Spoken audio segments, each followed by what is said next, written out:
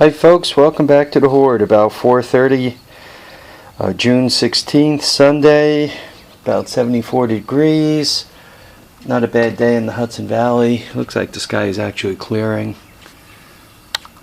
It's beyond the point where I'm getting sun on my solar panels, so you can see they're not fully charged anymore.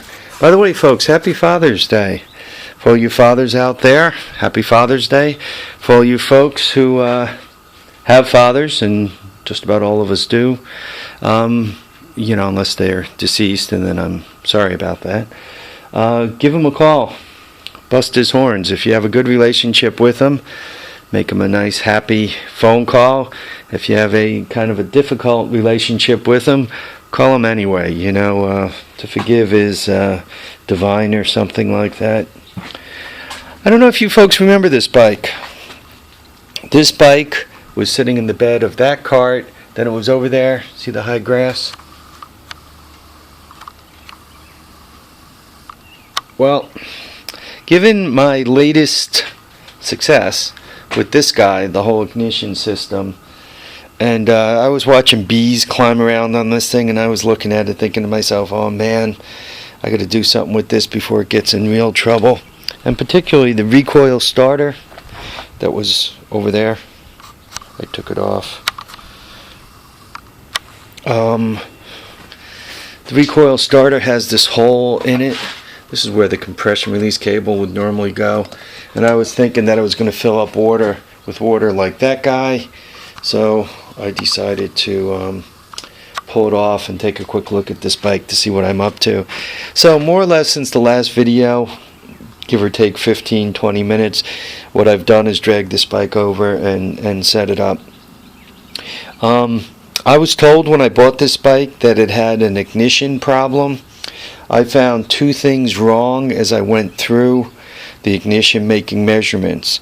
First thing I found wrong was this wire here did not appear, I don't know, could you guys see it? Did not appear to be plugged in properly.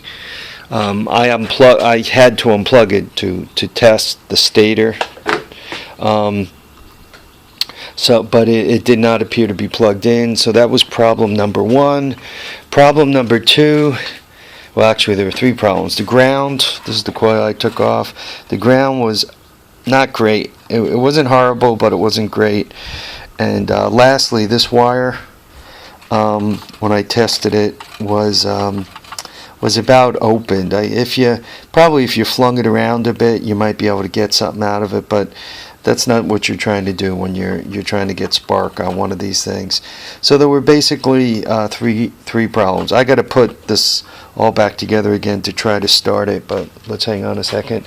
I checked the oil, and you want to talk about horrible, man? Look at this crap.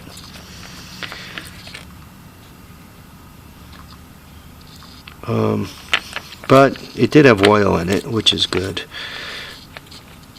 I put my, God, I got more ants and all coming in here. I put my redneck compression tester on it and spun it around. This is bled down a touch, but it's got almost 100 psi of compression. I went to move it, and I found that it was in gear. Then I put the vice grips on it and tapped it out. So I got it out of gear. You can see my vice grip sitting there. You can see the shifting rod is pretty ugly, the end of it there. So I'm not exactly sure what I'm going to do about it. God, I got enough ants. I even put an ant trap there. I don't know if you guys could see that green thing right there in the ground. That's supposedly supposed to poison these guys. It's not doing a very good job. Seems that they like it. So, I declared this bike parts, and it should be considered parts. But I'm also finding that I have what I'd like to have is a test bed bike. A bike that I can just walk up to. If I got to pull the engine off and try another 185 or 200S, a bike that's easy to do with. And I'd like this bike to become that bike.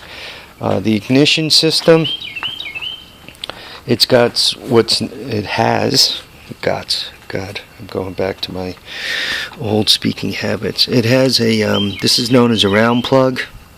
They don't make. You can't buy one of these CDIs anymore. What you can do is you can rewire it and put what's called the square plug on it.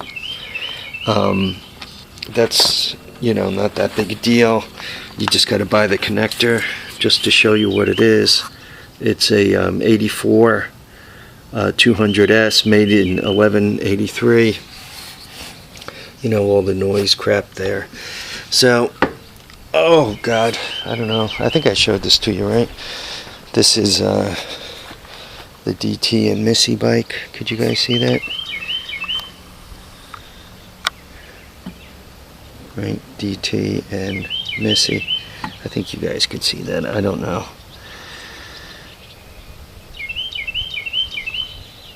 I'm not sure I can see it. Yeah, I think I can see the N Missy and the D. Yeah, you guys could see that. So,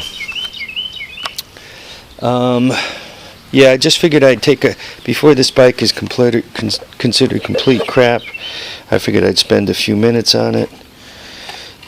Obviously the headlight is busted. The bucket is stripped out under here. It's a shame. The rest of it isn't in horrible shape. One might be able to kind of plastic up something, weld something up there. I have another couple of headlights over there. Not that I'm going to put a headlight on this bike. Okay, did I describe everything? The only other things I wanted to describe was they must have had Hacker the Genius working on this thing. There's little things like if you look at that sprocket, you can see he put all kinds of strange bolts. If you look at the end of this, it looks like, I don't know if they used a wheel puller and had trouble and then had to clean that up, but that looks pretty hammered. There was only 3 bolts holding this on, and this guy they had to put a nut through it to hold it on. So that had a nut on one side of it, that one was on, that was on. There was nothing here. It doesn't look stripped, but there was nothing sitting in that position.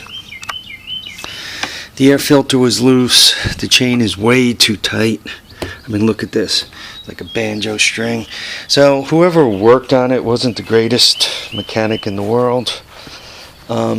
This front tire is obviously flat. I'm going to throw air into it, but it looks like it's cracked on the sidewall. So I don't, yeah, you can see that huge, can you see it? Yeah, you can see that it's cracked all to hell. I have another tire down in the driveway that's a real baldy, but it seems to hold air. These back two seem to hold air. So I would like to once again put together a test bed. I think this one, yeah, the front brakes actually work and return. I mean, I think they work as in like you can stop the bike with them. The back brakes, I'm not sure about. Well, they stick for one thing. The back brakes might work, or when it wouldn't roll, I spun the adjuster back here loose, and then I realized it was the chain causing me the trouble. The exhaust system is intact and actually looks to be in good shape. It's got decent compression. I mean, this engine could probably be a runner. And then I gotta figure out what to do to move forward. You know, guys, the oil bathed flywheels that they have in these 250s. This is a TRX 250, or this is a 250 ES. You know, I'm just not liking these. I just don't like the way you have a magnet spinning around in close tolerance to a stator in a bath of oil, so that any metal that gets loose gets into the oil, gets between the flywheel and the stator, and does a job. I'm not liking these. I don't know. Maybe you guys feel different about the 250 ES motors, but after seeing that, I thought to myself, boy, this is a real crappy design. It appears as if they did move away from ND flywheels and moved to these Mitsubishis, or however you say that. And I'm wondering if they didn't do that they went with stronger magnets and a little greater tolerance. Because this is, well, that's actually the Mitsubishi flywheel. And still, it's pretty, the tolerance wasn't good enough. I got hammered. I do theoretically have a spare flywheel that I can throw on here.